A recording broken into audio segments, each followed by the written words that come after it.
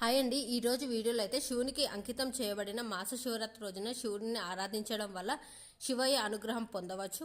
అంతేకాకుండా ప్రతి నెల అమావాస్య ముందు వచ్చే చతుర్దశి తిథిని అయితే మనం మాస శివరాత్రికి అయితే జరుపుకుంటాం కదా.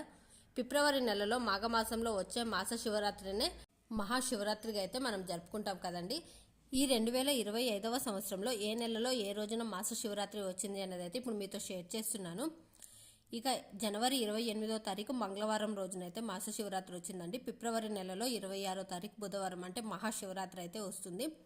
ఇక మార్చి 28వ తారీఖు శుక్రవారం రోజునైతే వస్తుంది.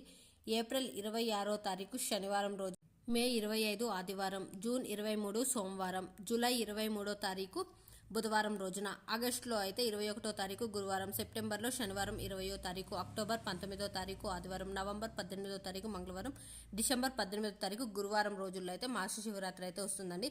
ఆ రోజు